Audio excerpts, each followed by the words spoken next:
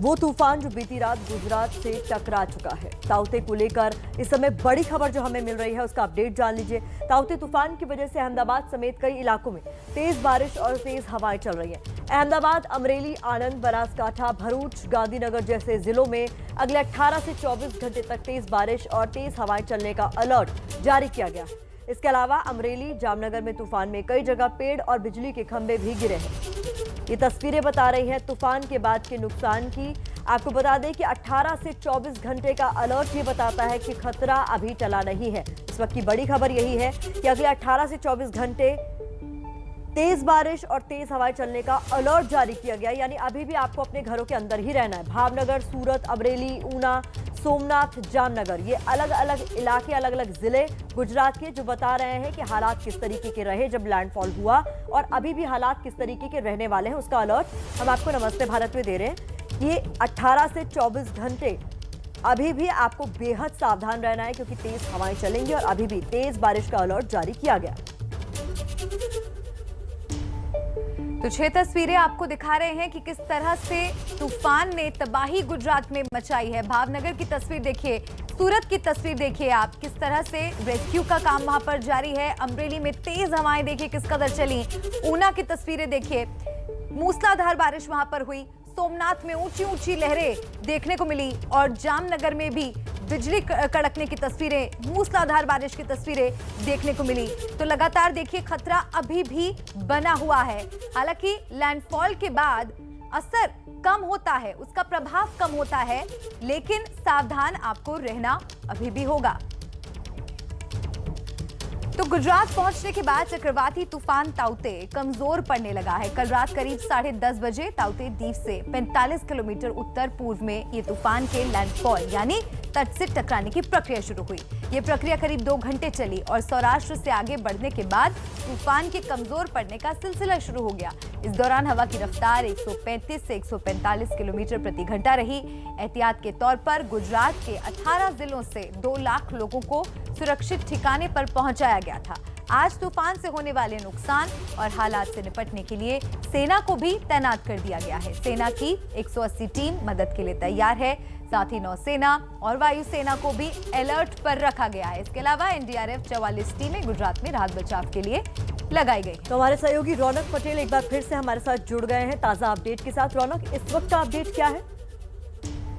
देखिए, अब जो तेज हवा थी वो तो कम चलने लगी है, लेकिन बारिश जो है अभी भी कई इलाकों में जारी है। धीरे धीरे अहमदाबाद में भी बारिश शुरू हुई। हालांकि कल शाम से ही अहमदाबाद में बारिश थी, लेकिन क्योंकि बारिश आती है और बारिश के मौसम में तो स्वाभाविक तौर पे लोग परेशान होते हैं। कल क्योंकि जिस प्रकार की हवा चली साइक्लोन के साथ, ऐसे में कम से कम 2000 पेड़ जो है वो गिर चुके हैं। कई इलाके ऐसे हैं जहां पहुंचना मुश्किल है सड़क मार्ग से, क्योंकि सड़कों के ऊपर पेड़ गिरे हुए हैं। इतना ही नहीं, कई इलाकों में बिजली के तार टूटे हुए हैं, कई खंभे टूटे हुए, जिसको चल के कई गाँव ऐसे हैं जहाँ कल रात से ही बिजली नहीं है। कुल मिलाकर देखा जाए तो तबाही जो है देखे गया है ये साइक्लोन चक्रवात, वो अब नजर आने लगा है गुजरात में। रौनक, देखिए नुकसान का आंकलन तो तूफान के थम जाने के बाद बेहतर तरीके से होगा, तस्वीर साफ हो पाएगी, लेकिन क्या अंदाजा आपको लग रहा है कितना नुकसान हुआ है गुजरात में? देखिए, कम से कम 4 ऐसे जिले हैं जहाँ के अधिकांश ग्रामीण इलाकों में नुकसान हुआ। खास करके जो इलाके जहाँ कच्चे मकान होते थे तो उनकी छत उड़ गई है। वहाँ के लोग काफी परेशान है। वहाँ के व्हीकल जो उसके ऊपर कई पेड़ गिरे हैं। नुकसान का अंदाजा तो मुश्किल है, लेकिन लोगों के जान तो 3 लोगों की जान गई है, लेकिन सामान का ज्यादा नुकसान हुआ। और भी बता दूं कि जहाँ पर तबाही हुई वो इलाका फसल वाला इलाका है कि वहाँ आम की फसल ज्यादा होती है, और क्योंकि आम की सीजन है तो आम की फसल जो है पूरे तौर पे चौपट हो चुकी है। बिल्कुल रौनक, बहुत शुक्रिया इस तमाम अपडेट के लिए। तो नुकसान कितना और कितने लेवल पर हुआ है इसका आकलन किया जाएगा। आपको बता दें कि हमारे साथ इस वक्त जुड़ रही हैं आपदा प्रबंधन विशेषज्ञ डॉक्टर अंजलि क्वात्रा। बहुत बहुत स्वागत है मैम आपका एबीपी न्यूज पर। देखिए, हालात बहुत मुश्किल हैं, डिफिकल्ट हैं, लेकिन इसको मैनेज करने के लिए तैयारियां भी पूरी हैं, जो कि हम लगातार दर्शकों को बता रहे हैं। खतरा कितना बड़ा है मैम? ये ना माना जाए अभी कि खतरा टल गया। देखिए, ये एक सिवियर साइक्लोन, यानी कि इस मौसम में इसकी संभावना भी नहीं होती, उससे भी अधिक सिवेरिटी का ये साइक्लोन आया है। और इसका जो पूरा रास्ता देखा जाए तो ये भारतीय तट के एकदम पैरेलल चलता गया। इससे सबसे अधिक नुकसान ये हुआ कि अधिक से अधिक प्रदेशों में इसका असर और बहुत अधिक असर देखा गया। और जो लैंडफॉल के बाद गुजरात में देखा गया है वो भी इतनी अधिक की उम्मीद नहीं करी जाती। इतनी तीव्रता से जो हवाएं चली हैं और उससे जो तहस नहस हुआ है इसकी बिल्कुल संभावना नहीं थी, क्योंकि ये जो अरेबियन सी में जब आते हैं तूफान, तो एक तो कम तीव्रता के आते हैं और नंबर भी कम होता है। मगर पिछले कुछ सालों में देख रहे हैं कि इधर ही अधिक हर साल ही एक बड़ा तूफान देखने को मिल रहा है। इसके कारण जो आगे तहस नहस हुई है उसके बारे में हम ये कह सकते हैं कि हमारे जो प्रदेशीय जो एडमिनिस्ट्रेशन है उसका अभी भी फोकस जो राहत और बचाव कार्यों पर ही है। इसमें क्यों नहीं अभी तक कोशिशें की गई कि आपदा का मंदन, यानी कि उसके मंदन का प्रबंधन करना, यानी कि उसका जो प्रभाव है वो कम पड़े, और उसके लिए लॉन्ग टर्म प्लानिंग और मैं माफी चाहती हूँ, आपको रोक रही हूँ। एक अपडेट आया है ताउते तूफान से जुड़ा, वो दर्शकों को बता दें, आपके पास लौटेंगे। अंजलि क्वात्रा लगातार बनी हुई है। मैम, इससे पहले आप एक अहम जानकारी हमारे दर्शकों को दे रही थी कि पिछले कुछ समय में अरेबियन सी में लगातार इस तरीके के साइक्लोन्स का आना और इंटेंसिटी भी उनकी अच्छी खासी होती है। इसके पीछे क्या वजह मानी जा रही है और ये कितना खतरनाक साबित हो सकता है आने वाले समय में? देखिए, इसकी मुख्य वजह तो क्लाइमेट चेंज ही है और ये पूरे विश्व में देखा जा रहा है। अमेरिका से लेकर भारत तक जितने भी तटीय इलाके हैं ये अब साइक्लोन्स के गिरफ्त में हैं, और जो पानी से जुड़ी आपदाएं हैं वो तो बढ़ेंगी ही, जैसे बाढ़, और उसमें सबसे भयानक होता है चक्रवात। अब चक्रवात के जो तरीके हैं वो उसमें पूरा जो प्रबंधन है उसमें दो घटक हैं। एक तो बचाव और राहत कार्य है, उसमें हमारे देश ने काफ़ी तरक्की की है, और जैसे कि अभी भी देखा है कि इतना भारी तूफान भी सिर्फ 3 मौतों की खबर गुजरात से आई है। और ऐसा ही तूफान जब 15-20 साल पहले आता था तो हजारों की तादाद में लोग मरते थे। और जान माल के अलावा जो ये इंफ्रास्ट्रक्चर का भी अभी देख रहे हैं कि काफ़ी मजबूत बिल्डिंग्स जो हैं कोई गिरी नहीं है, ये भी एक बड़ी शुभ खबर है। मगर जो जैसे अभी जो आपके चैनल में भी दिखाया गया, होर्डिंग्स वगैरह गिरे हुए हैं, पेड़ गिरे हुए हैं, इससे भी जान माल को खतरा होता है। और उसकी तैयारी के लिए जो मंदन की क्रिया है, यानी कि इकोलॉजी को ठीक करना, सबसे पहले तो ऐसे इलाकों में बस्तियां होनी नहीं चाहिए। उसका जो इस्तेमाल है, ऐसे इलाके जो प्रभावित हो सकते हैं चक्रवात से, उनका इस्तेमाल किसी पार्क बनाने में या पशुओं को चराने के लिए भूमि रख सकते हैं, या खेल के मैदान बनाए जा सकते हैं। बिल्कुल, इन तमाम चीजों पर ध्यान देने की बहुत जरूरत रहेगी। बहुत बहुत शुक्रिया मैम आपका हमारे साथ जुड़ने के लिए, और ये जरूरी जानकारी आपने हमारे दर्शकों के साथ साझा की। अब आगे बढ़ते हैं और एक और बड़ी खबर आ रही है, उसका रुख करते हैं। ताउते तूफान कल महाराष्ट्र से गुजरा था। उस वक्त मुंबई हाई के पास एक जहाज समुद्र में फंस गया था। इस जहाज में कुल 273 लोग सवार थे।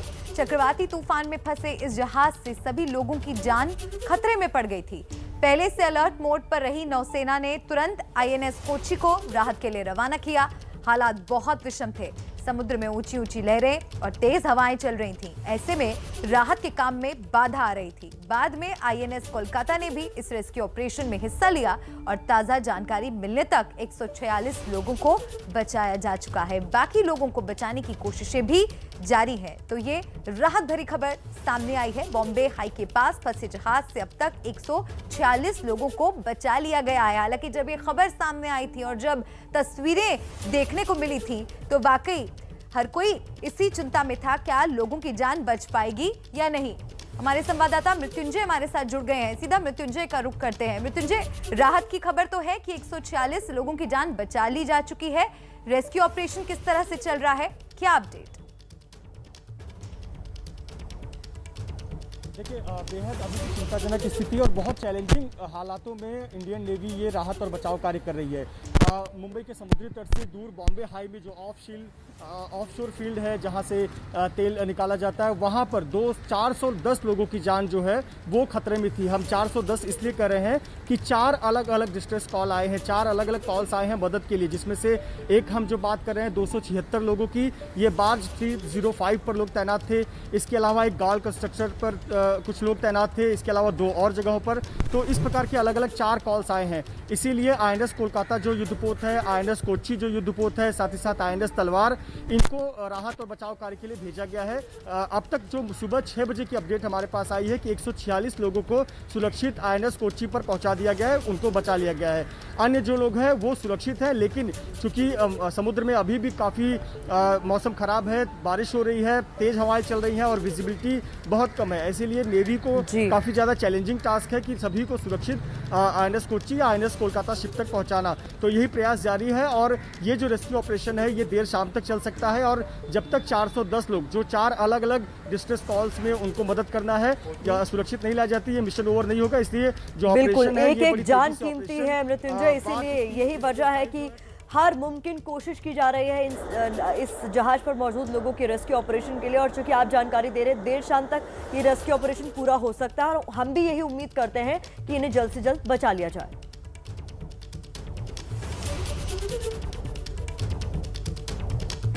और अब वक्त हो गया उस खास सेगमेंट का जिसका आप सभी को इंतजार है, कार्टून ऑफ द डे। और स्टूडियो में हमारे साथ मौजूद हैं इरफान जी, आइए उनसे मिलते हैं। गुड मॉर्निंग इरफान जी, कैसे हैं आप? Good morning. आपको याद है वो बजरंगी भाईजान? बिल्कुल याद है सर। अच्छा, क्या रोल था उसका बजरंगी भाईजान का उसमें? रोल था हमारे रोल क्या काम था बजरंगी भाईजान का? हाई मीन क्या काम था? काम ये तो मुझे भी याद नहीं। मतलब उस मूवी में उन्होंने क्या किया था? जी जी सर, एक छोटी सी बच्ची है, उसको उसके गंतव्य तक पहुंचाया था, उसके घर तक पहुंचाया क्या बात है। बिल्कुल उसी तरह से इस बार बजरंगी भाईजान का क्या काम है और वो किसको बॉर्डर पार कराने जा रहे हैं, यही मैं आपको इस कार्टून में आज दिखाऊंगा। अच्छा, किसको बॉर्डर पार कराने जा रहे हैं? चलिए इंतजार करते हैं, आप अपना कार्टून बनाइए और जैसे ही कार्टून बन जाएगा तब हम देखेंगे कि आज का स्पेशल कार्टून क्या है।